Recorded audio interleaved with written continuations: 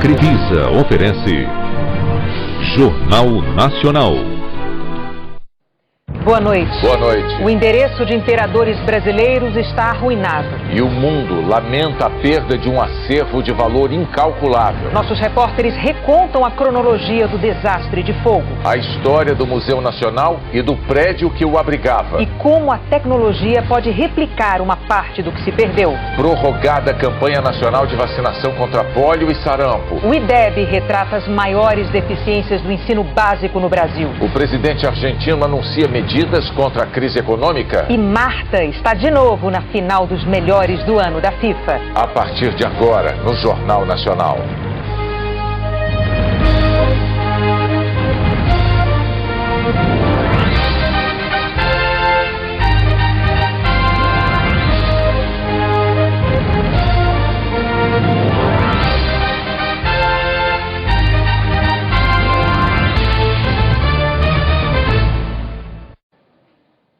As 6 horas de incêndio no Museu Nacional no Rio destruíram 90% de um acervo de valor inestimável. Cinzas, escombros, história incendiada. Nessas imagens do cinegrafista Júnior Alves, resto de tudo. Teto, chão, paredes e o que até ontem era a entrada do Museu Nacional. Aqui jaz sozinho o meteorito Bendegó, encontrado no sertão da Bahia. Ele foi um dos poucos objetos que resistiram. 200 anos de história perdido, muita coleção perdida, né? É de você chorar, muita tristeza mesmo, e ver que graças a Deus eu cheguei a conhecer. Mas muitos, eu acho, nossos aqui, não chegaram a entrar naquele museu. Mais adiante, estruturas retorcidas, lembranças de um Brasil império, peças quebradas e vigas de ferro que cederam às altas temperaturas. Em cada porta, em cada janela, um amontoado do que já foi cultura. Depois de mais de 13 horas, pequenos focos ainda teimavam em continuar a devastação. No museu sem teto, as paredes perderam a função de guardiãs de um tesouro de mais de 20 milhões de itens catalogados. A arquitetura imponente, construída há 200 anos, que ocupava esse lugar há pouco mais de 24 horas, ficou na memória. Esse é o retrato de uma tragédia que começou logo depois de o museu fechar as portas de mais um domingo de visitas. Olha, a cena é muito triste. A gente vê daqui todo o museu sendo destruído pelo fogo. Esse incêndio começou por volta de umas 7h30 da noite. As labaredas escapavam pelo telhado, iam desabando as estruturas internas e desmoronando quem tanto trabalhou aqui. Não sei nem o que te falar, porque a perda é irreparável.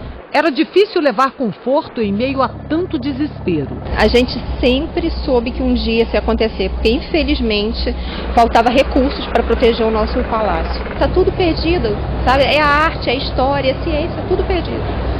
É lastimável. Os 80 homens do Corpo de Bombeiros de 20 quartéis chegaram assim que os vigilantes perceberam um clarão no primeiro andar. O prédio histórico, cheio de madeira, papéis e laboratórios de pesquisas com produtos químicos inflamáveis, foi sendo tomado e derrotado pelo fogo.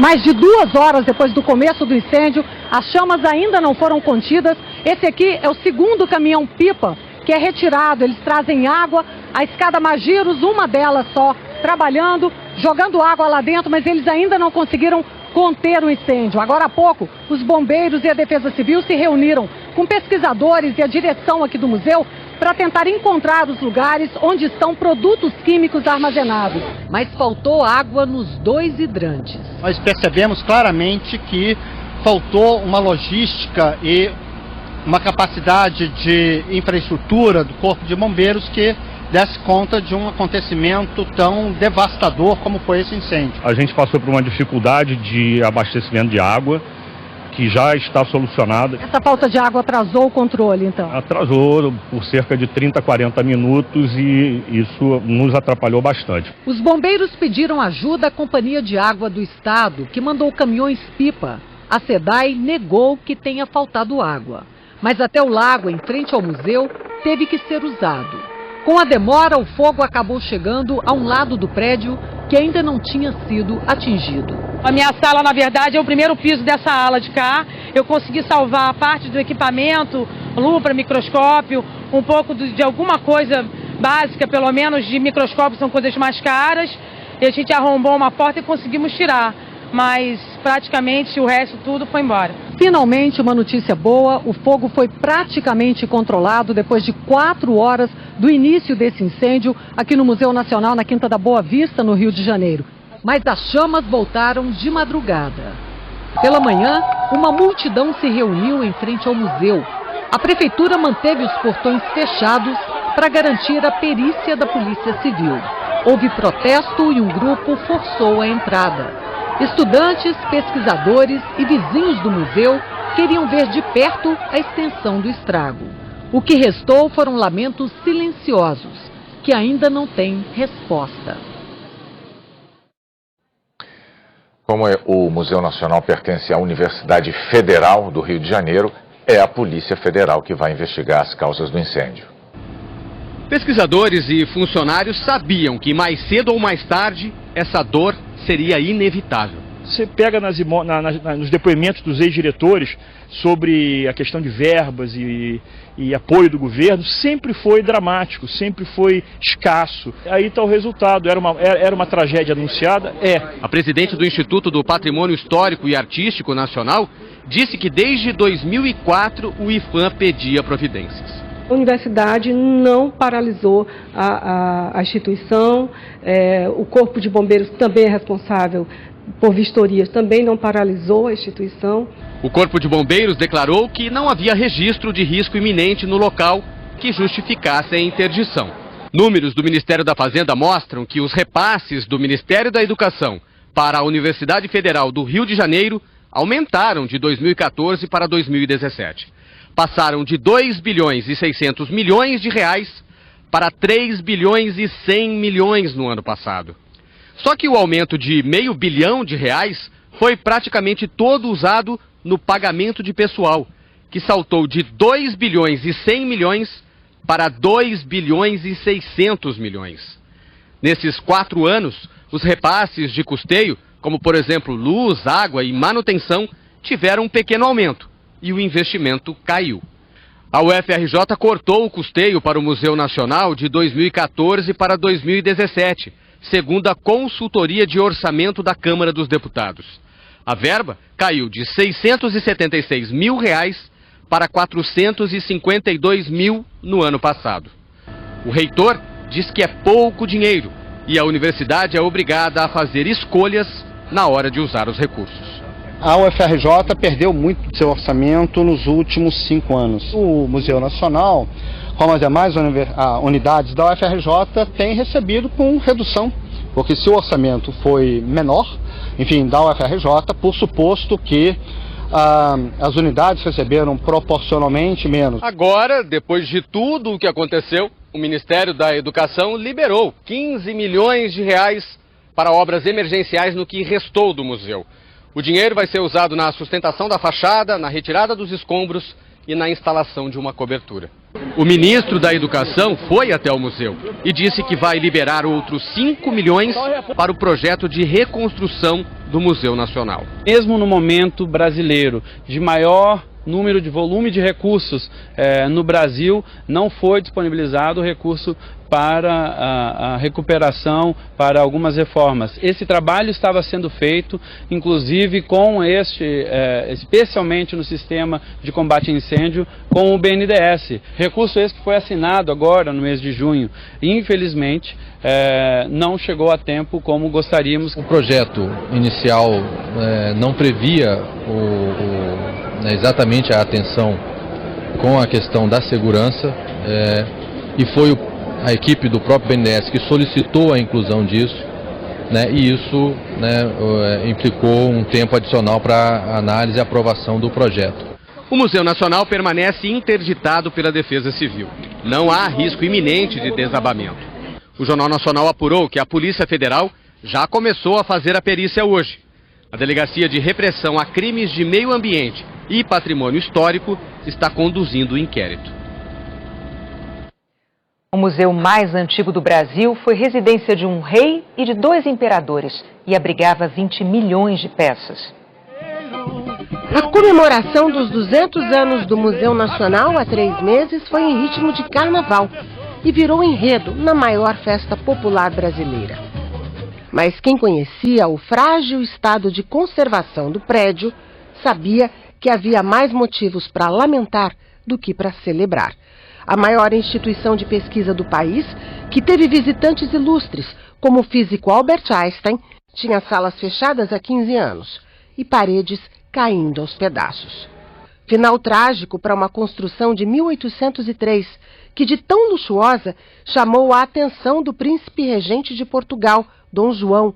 O dono do palácio, um traficante de escravos, acabou cedendo a moradia para a família real, que veio para o Rio fugindo de Napoleão. O trono do rei do Daomé, presente de um monarca africano para Dom João VI, foi uma das primeiras peças do museu. A maior parte deste acervo estava no 2º andar.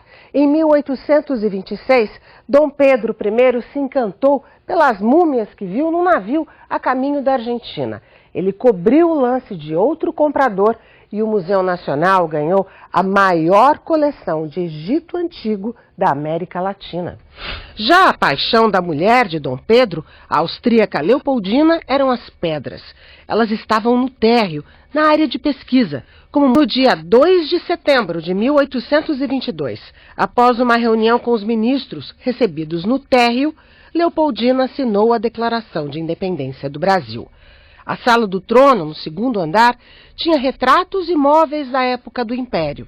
Nas salas ao lado, a maior coleção de objetos de índios brasileiros e os fósseis que marcaram a infância de várias gerações. A preguiça gigante, o pterossauro e o dinoprata, reconstruído graças às contribuições de uma vaquinha pela internet. Em outra sala, no mesmo andar, as peças da era pré-colombiana, o crânio de Luzia, o mais antigo fóssil humano encontrado no Brasil. E os achados arqueológicos de Pompeia e Herculano, cidades italianas devastadas pela erupção do Vesúvio, uma coleção que pertenceu à imperatriz Teresa Cristina, mulher de Dom Pedro II. O último quarto dele, no 3º andar, estava fechado para o público. Com vitrais e algumas peças originais, o ambiente tinha virado um depósito de móveis. E no telhado, o conjunto de estátuas de divindades gregas encomendadas por Dom Pedro II. Penduradas nos escombros, elas permanecem como testemunhas desta tragédia brasileira. Pesquisadores vão criar uma força-tarefa para tentar recuperar o que sobrou do fogo. Um trabalho de garimpo para tentar salvar peças em meio à destruição. É o que os pesquisadores estão fazendo depois da tragédia no museu. Esta recolhe meteoritos. O professor especialista em peixes arrombou a porta da sala de trabalho para resgatar o material de estudo. Um técnico responsável por uma das coleções indicou que ele sabia onde estavam os exemplares insubstituíveis. Então, nesse momento, foi possível priorizar aquilo que não se pode perder para sempre. O paleontólogo Sérgio Azevedo foi diretor do Museu Nacional por 8 anos. Entrou no prédio ainda em chamas com os bombeiros. Do palácio, do prédio principal do museu, a aparência interna é muito triste. Teve uma perda muito grande. Só na paleontologia, uma das principais coleções das Américas, havia mais de 100 mil peças. Nós entramos lá e vimos que nós temos alguns armários de coleção que não foram totalmente destruídos. Mas esse trabalho tem que ser feito com extremo cuidado e por pessoas especialistas. Um acervo de reconhecimento mundial que virou cinzas. Todas as áreas, zoologia, botânica, arqueologia, antropologia, dinossauros, múmias, meteoritos, rochas, minerais, um mundo de ciência que foi perdido. A preocupação dos pesquisadores era preservar essa memória. Foi quando surgiu a ideia de fazer impressões 3D de parte do acervo. Entre elas, a do crânio de Luzia e também das múmias. Centenas de peças foram tomografadas e as imagens tratadas no computador por pesquisadores do Instituto Nacional de Tecnologia e da PUC, no Rio. Todo esse trabalho serviu para criar um arquivo tridimensional de peças únicas. Elas são importantes porque contam a nossa história. Agora é a tecnologia do mundo moderno que vai ajudar a resgatar o passado perdido nas chamas. Esses modelos tridimensionais, feitos a partir de tomografia, que a gente tem feito já desde os anos 2000, eles são o melhor que a tecnologia consegue disponibilizar hoje para resgatar essa memória perdida, né? Não vai substituir nunca a peça original. O que vai servir vai ser um objeto que vai te dar uma ideia do que era o acervo que foi perdido. O incêndio no Museu Nacional ganhou destaque no mundo inteiro. As palavras escolhidas pela imprensa internacional mostram como o mundo viu a tragédia no Rio. Desespero. Foi assim que o New York Times descreveu a reação dos brasileiros e dos amantes de história ao redor do mundo. O Washington Post escolheu negligência para explicar a possível causa do inferno que apagou um pedaço da história da humanidade. Um país chocado. Foi como o espanhol El País descreveu a reação do Brasil. O jornal lembrou que nenhum ministro aceitou o convite para a cerimônia de aniversário dos 200 anos do museu. A indignação dos brasileiros com o descaso também foi destaque no argentino Clarín, que classificou o museu como o mais importante da América Latina em ciências e história natural. Incalculável foi como o The Guardian descreveu a perda para a ciência, história e cultura brasileiras. A correspondente da BBC na América do Sul viu na tragédia uma metáfora de uma cidade em crise que se tornou uma sombra do que já foi. Já de outros museus ao redor do mundo vieram palavras de condolências. Eles trataram o incêndio no Rio como a perda de alguém da família. O Museu de História Natural de Washington, por exemplo, disse que sofreu com o Brasil. Já o Museu de Antropologia do México disse que coleções como a do Museu Nacional são legados para a humanidade. E de líderes mundiais vieram as palavras de apoio. Numa rede social, o presidente francês, Emmanuel Macron, ofereceu especialistas para ajudar na reconstrução. E o presidente português lembrou que os dois países estão juntos nessa perda. O museu foi criado por um rei português, Dom João VI. E tinha património que, além de ser fundamental para a história do Brasil, da América Latina, da América em geral e do mundo, nos dizia muito também a nós portugueses e, portanto, acompanhamos o Brasil nesse pesar por uma perda que é irreparável. O Palácio do Planalto anunciou que o presidente Michel Temer articulou a formação de uma rede de apoio com instituições financeiras, empresas públicas e privadas para reconstruir o Museu Nacional. A Fundação Roberto Marinho lamentou profundamente a destruição de um dos maiores acervos arqueológicos, etnográficos, científicos e culturais do Brasil. A nota afirma, abre aspas, estamos devastados diante dessa tragédia que consumiu parte gigantesca da nossa história e resulta em uma perda irreparável, hoje e para as futuras gerações. Perde o patrimônio histórico e cultural, perde a ciência, perde a educação. Perde o Brasil, perde o mundo. Fecha aspas. A seguir, como anda o ensino básico no Brasil pelos números do IDEB? E as medidas do governo argentino contra a crise econômica.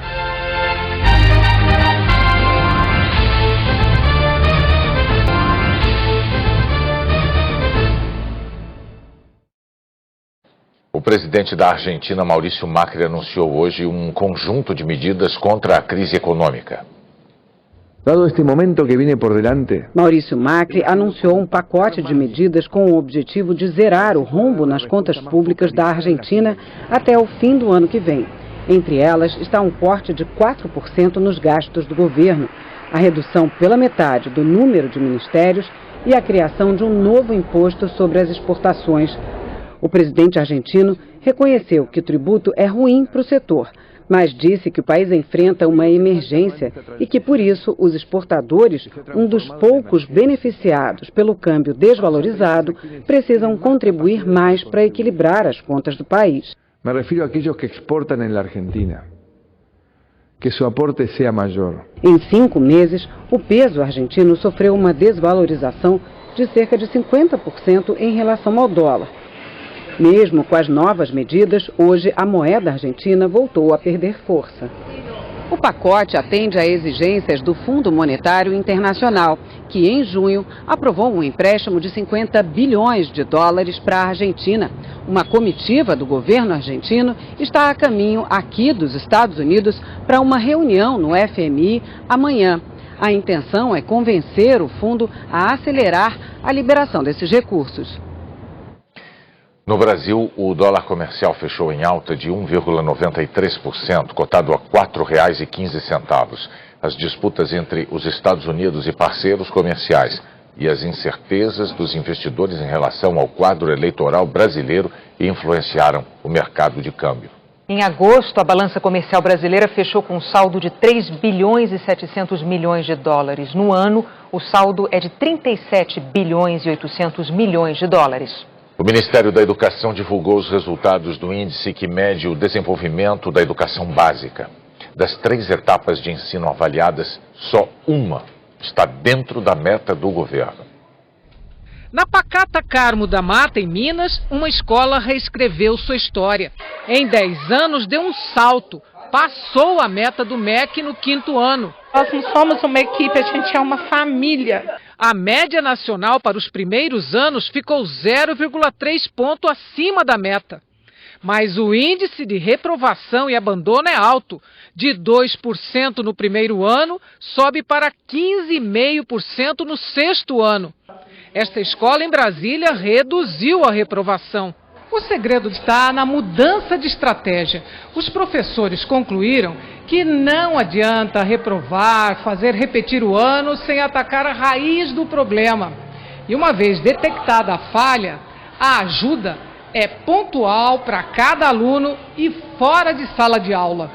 É o caso de Angel Gabriel, reprovado 2 vezes no 6º ano. Hoje teve reforço em geografia. Estou vendo todo mundo passando na minha frente, aí agora estou querendo evoluir e passar de ano.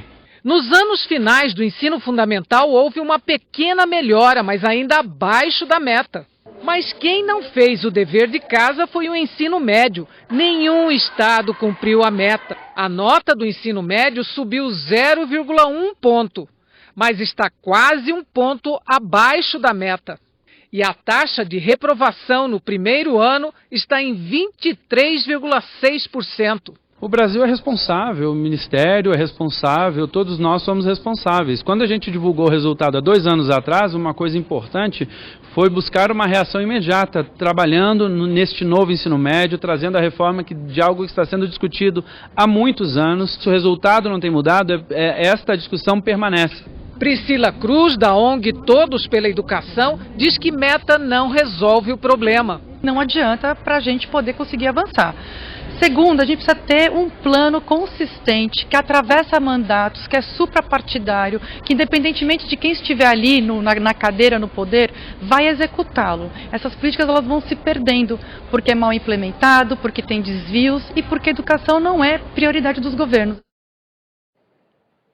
O Ministério da Saúde prorrogou a campanha de vacinação contra o sarampo e a poliomielite até 14 de setembro, para imunizar mais 1.300.000 crianças de 1 ano completo e menos de 5 anos. Só 7 estados conseguiram vacinar 95% das crianças.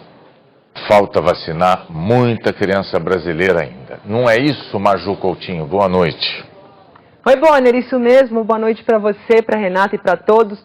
Olha, vamos falar aqui, quero que você preste atenção nesse trio, Bonner. Frente fria, baixa pressão, alta pressão. Ontem ele provocou chuvarada em pontos do sul, derrubou a temperatura em áreas do centro-oeste. Hoje fez o seguinte, manteve o frio lá no centro-oeste, provocou um começo de virada de tempo aqui em São Paulo, deve levar chuva para o Rio de Janeiro nas próximas horas.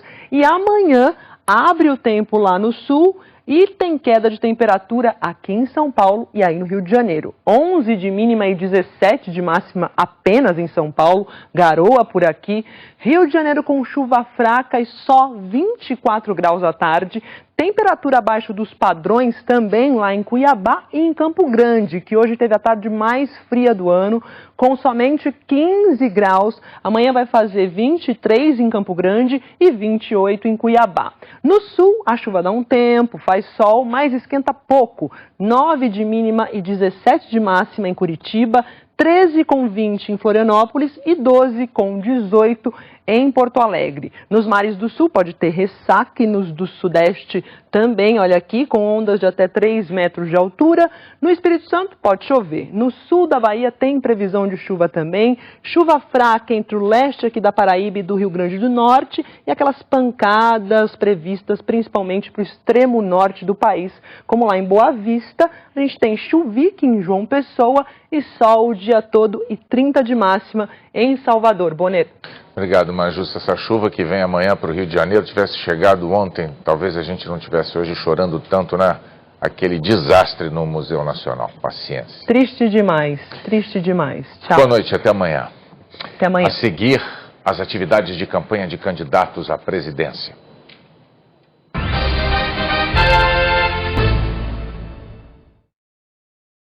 Vamos ver agora as atividades de campanha de candidatos à presidência da República. Marina Silva, da Rede, esteve em São Paulo. Foi no Largo da Batata o primeiro compromisso de Marina Silva. Ela se encontrou com participantes do movimento Agora, que reúne representantes da sociedade civil. Marina disse que uma das prioridades será investir na educação de crianças de 0 a 6 anos. Ela afirmou que o compromisso com a educação de qualidade é também com a preservação do acervo cultural do país. Sobre o incêndio no Museu Nacional no Rio, apontou a falta de recursos como uma das bases da tragédia. No meu programa de governo, nas diretrizes está lá a recuperação dos museus, porque eles são fundamentais. Um povo que não conhece sua história tem muita dificuldade de transformá-la. E a história de cada povo, em cada canto, ela é singular, ela é particular. No fim da tarde, Marina participou de um evento sobre propostas para educação e economia. Ela defendeu o controle dos gastos do governo e prometeu aumentar investimentos, com maior eficiência da máquina pública e o combate à corrupção.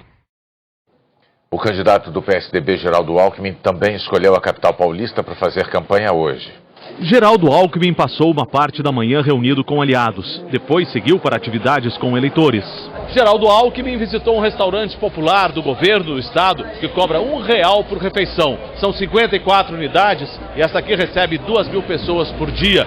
Ele chegou na hora do almoço, hora em que o restaurante está lotado. O candidato disse que pretende ampliar o projeto para o resto do Brasil. Prometeu ainda subsidiar a compra de botijões de gás para famílias pobres e disse que o dinheiro virá de um forte ajuste fiscal. Alckmin também lamentou o incêndio no Museu Nacional e apresentou uma proposta para o setor: deixar a gestão por conta de organizações sociais, entidades sem fins lucrativos.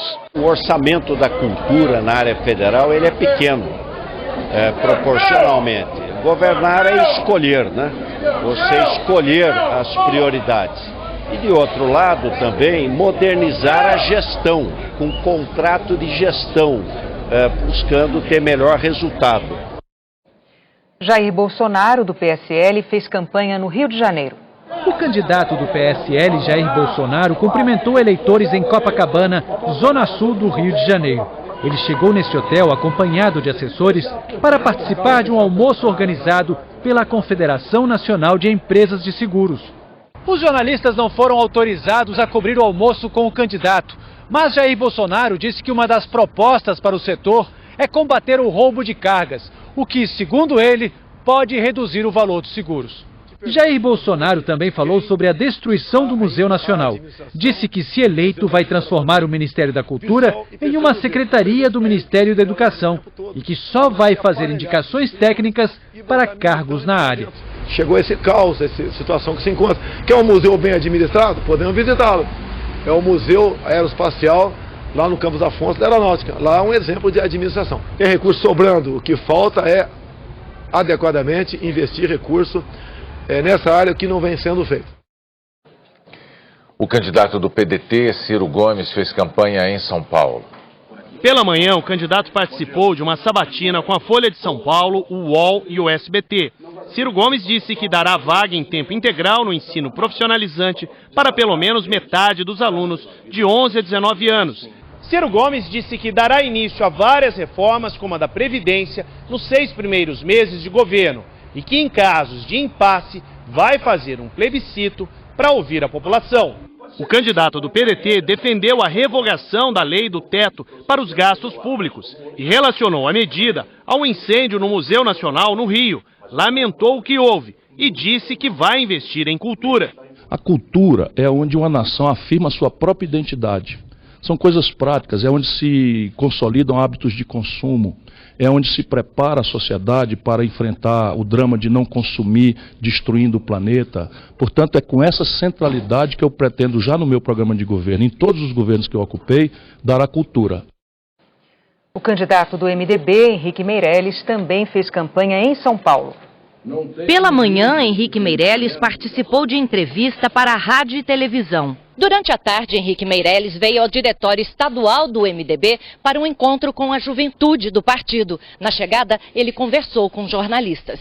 O candidato diz que pretende mudar o sistema de avaliação dos alunos e dos professores, para que o objetivo da escola passe a ser o aprendizado do aluno e não que ele passe de ano. Henrique Meirelles também falou sobre o incêndio no Museu Nacional.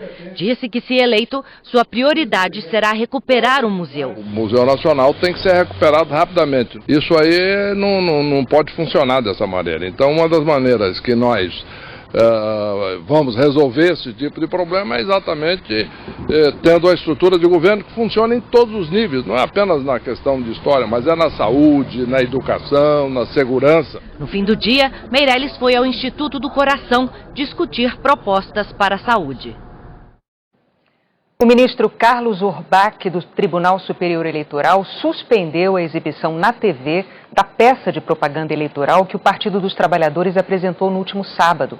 O ministro afirmou que a propaganda afrontou a decisão tomada pelos ministros do TSE que barraram o registro de Lula por 6-1. E considerou que, nessa propaganda, o PT defendeu expressamente a condição de Lula como candidato, o que pode confundir o eleitor. Carlos Orbach atendeu a um pedido do Partido Novo e afirmou que vai multar o PT em R$500 mil cada vez que o partido voltar a exibir a propaganda. Ontem à noite, o ministro Luiz Felipe Salomão já havia suspendido uma propaganda eleitoral do PT no rádio pelo mesmo motivo e também a pedido do Partido Novo. Luiz Felipe Salomão também fixou multa de R$500 mil para cada vez que a peça for reproduzida. Em nota, o Partido dos Trabalhadores declarou que a representação do Partido Novo é maliciosa e induz a justiça a erro. O PT afirmou ainda que substituiu os programas eleitorais, cumprindo a decisão do TSE. O candidato a vice-presidente pelo PT, Fernando Haddad, se reuniu hoje com o ex-presidente Lula na sede da Polícia Federal, em Curitiba. Na saída, Haddad afirmou que ficou decidido que a defesa de Lula vai pedir ao Comitê de Direitos Humanos da ONU uma posição sobre a decisão do TSE. Há pouco mais de 2 semanas, o comitê pediu ao Brasil que não impeça Lula de concorrer às eleições até que os processos na justiça tenham sido julgados por completo. Haddad afirmou ainda que vai entrar com 2 recursos no Supremo Tribunal Federal com pedidos de liminar, um na esfera criminal e outro na eleitoral. Haddad disse também que continua sendo candidato a vice-presidente e que Lula decidiu defender a permanência da própria candidatura. A ex-presidente da República, Dilma Rousseff, que sofreu impeachment em 2016 pela prática de crime de responsabilidade, foi citada por Marina Silva na entrevista que concedeu ao Jornal Nacional em 30 de agosto. Na ocasião, Marina disse que, abre aspas, Dilma e Temer são farinhas do mesmo saco, angu do mesmo caroço. Ambos cometeram os mesmos crimes de Caixa 2, de desvio de dinheiro público, fecha aspas. Na entrevista, Marina disse ainda que defendeu a cassação da chapa Dilma Temer. A candidata se referia ao processo que transitou no TSE e que absolveu Dilma e Temer da acusação de abuso de poder político e econômico na campanha de 2014 por 4-3. Diante de tais afirmações, Dilma solicitou ao TSE direito de resposta. Antes mesmo do julgamento da ação, o Jornal Nacional concede esse direito. No pedido, a ex-presidente diz, abre aspas, que é incontroverso que nunca foi condenada pela prática de qualquer crime, seja ele de Caixa 2 ou desvio de dinheiro público, fecha aspas, e que por esse motivo, abre aspas, a fala enfática e veemente da candidata Marina Silva é patente afirmação falsa de condutas definidas como crimes, configurando por esse motivo, calúnia, fecha aspas. Na ação, Dilma Rousseff juntou certidões negativas para sustentar o seu pedido de resposta. O Jornal Nacional apurou que Dilma Rousseff é investigada em 2 inquéritos em desdobramentos da Operação Lava Jato, por suspeita de obstrução de justiça e por suspeita de integrar organização criminosa. Nos 2 casos, ela chegou a ser denunciada pela Procuradoria-Geral da República ao STF e os inquéritos foram enviados para a Justiça Federal, em Brasília. Dilma sempre se declara inocente das acusações. O Tribunal Regional Eleitoral de Minas Gerais absolveu o governador Fernando Pimentel, do PT, numa ação sobre uso de Caixa 2 e abuso de poder econômico na campanha de 2014. Os desembargadores entenderam que houve irregularidades contábeis, mas que não existia prova de uso de Caixa 2. Pimentel ainda responde a outra ação no TRE, também por abuso de poder econômico e Caixa 2. Essa outra ação usa informações da Operação Acrônimo, que apura lavagem de dinheiro em campanhas eleitorais. O governador ainda é investigado em mais 5 ações no âmbito da Acrônimo. 2 foram enviadas para a Justiça Eleitoral de Minas Gerais e 3 para outros tribunais. A defesa de Fernando Pimentel disse que segue confiante de que ele será inocentado. Por decisão da Justiça de Goiás, o ex-governador Marconi Perillo, que é candidato a senador pelo PSDB, se tornou réu por corrupção passiva. O Ministério Público afirma que a construtora Delta pagou parte de uma dívida da campanha dele em 2010 em troca de um aditivo num contrato com o governo de Goiás. O bicheiro Carlinhos Cachoeira teria atuado como intermediário e já respondia por corrupção ativa. A defesa de Marconi Perillo disse que o recebimento da denúncia é quase automático e que a Justiça condenou o autor das acusações a pagamento de indenização por ausência de provas. A defesa de Carlinhos Cachoeira declarou que não há fatos novos e nós não conseguimos contato com a construtora Delta. Que Brasil você quer para o futuro?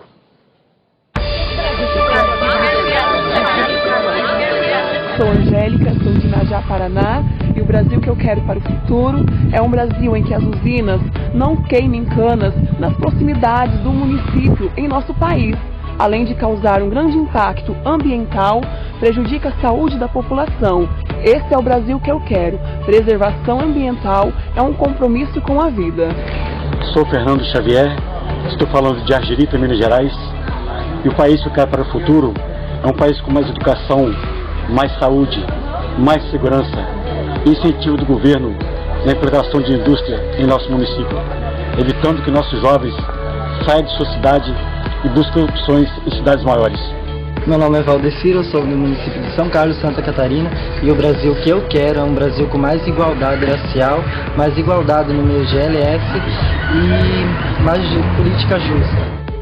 Sou Carlos de Brito e falo de Pau-Brasil, Bahia. Não existem vários Brasis, mas um único Brasil.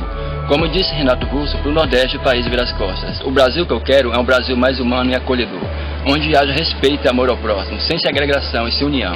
Só assim haverá ordem e progresso. Cícero Diniz, do sul do Maranhão. Como a população pode exigir de bons políticos se eles vendem seus votos?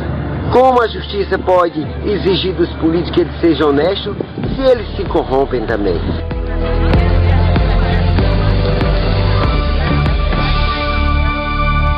Manda o seu vídeo pra gente. Ele vai aparecer aqui no Globoplay, na página do JN e em g1.com.br/Brasil que eu quero, tudo junto. A seguir, o Brasil muito bem representado no prêmio da FIFA para os melhores do ano.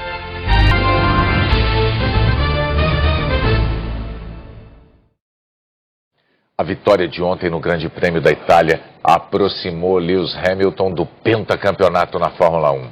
O Reginaldo Leme comenta.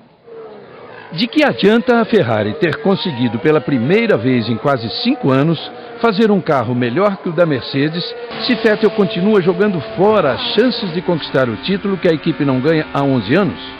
4 corridas atrás, na Alemanha, uma vitória que parecia tranquila parou na barreira de pneus. E ontem na Itália, a casa da Ferrari, o alemão acabou com a alegria da torcida logo na primeira volta. O quarto lugar de Vettel e a vitória de Hamilton aumentaram a diferença para 30 pontos, que já fica difícil de tirar, faltando 7 corridas.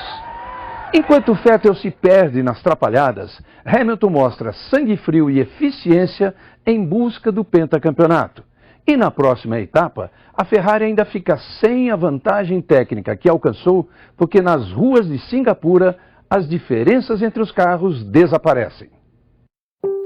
A FIFA anunciou os finalistas dos prêmios de melhores da temporada. No futebol feminino, a brasileira Marta concorre ao 6º prêmio da carreira, com a norueguesa Ada Hegerberg e a alemã Jennifer Marhusen. Entre os homens, os finalistas são o egípcio Salah, o português Cristiano Ronaldo e o croata Modric, eleito o melhor jogador da Copa do Mundo e que também venceu o prêmio de melhor da Europa. O anúncio dos vencedores é no fim do mês. E o Jornal da Globo começa logo depois de Tela Quente. Boa noite. Boa noite, até amanhã.